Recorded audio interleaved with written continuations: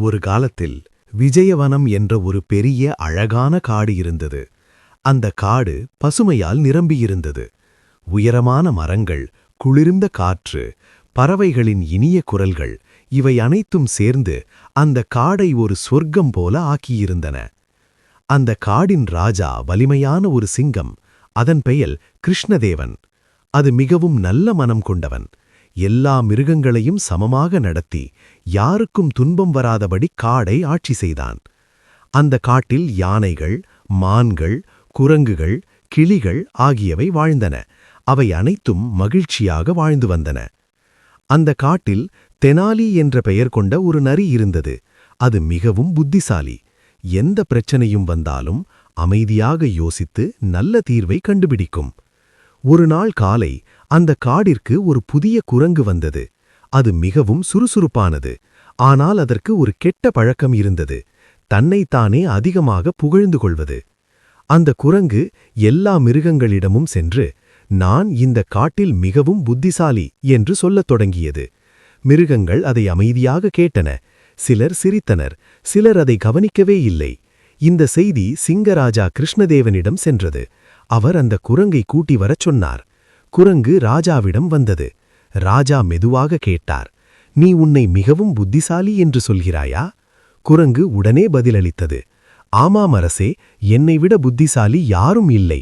ராஜா சிரித்தார். பின்னர் கூறினார், நம்முடைய காட்டில் தெனாலி என்ற ஒரு நரி இருக்கிறது. அது மிகவும் புத்திசாலி. நீ அவனை சந்திக்க வேண்டும். குரங்கு உடனே சம்மதித்தது. அடுத்த நாள் எல்லா மிருகங்களும் காட்டின் நடுவில் உள்ள ஒரு பெரிய பழமையான மரத்தின் அருகில் கூடியிருந்தன.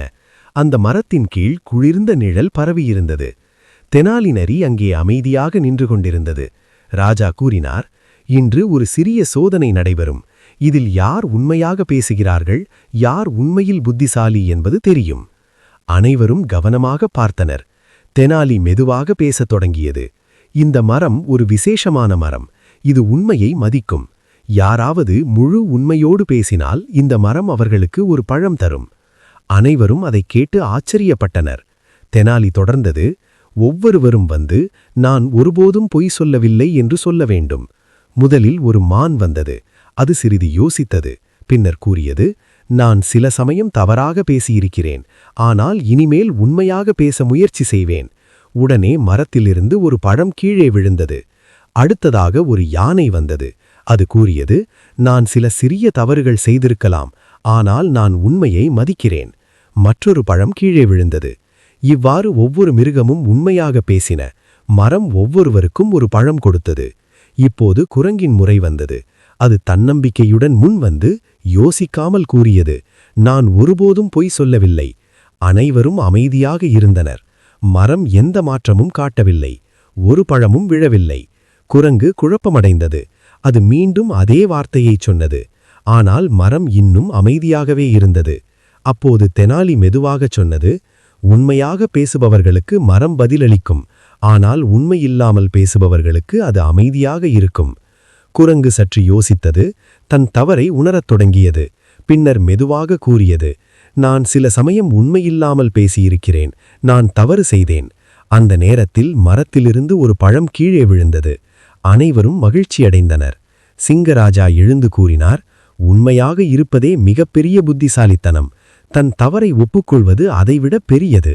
குரங்கு தலைகுனிந்து நின்றது. அது இப்போது அமைதியானது. அது கூறியது, இனிமேல் நான் உண்மையாக பேசுவேன். மற்றவர்களை மதிப்பேன். தெனாலி சிரித்தது. அது எதுவும் பேசவில்லை. ஆனால் அதன் முகத்தில் திருப்தி தெரிந்தது. அன்றை நாளிலிருந்து அந்த காட்டிலுள்ள எல்லா மிருகங்களும் இன்னும் நெருக்கமாக வாழத் தொடங்கின. அவர்கள் ஒருவரை ஒருவர் மதித்தனர், உண்மையாக பேசினர், ஒருவருக்கொருவர் உதவினர். விஜயவனம் மேலும் அமைதியான மகிழ்ச்சியான இடமாக மாறியது. கதையின் நன்னெறி, உண்மையை பேசுவது மிகவும் முக்கியம். தன் தவறை ஒப்புக்கொள்வது ஒரு உயர்ந்த நல்ல குணம்.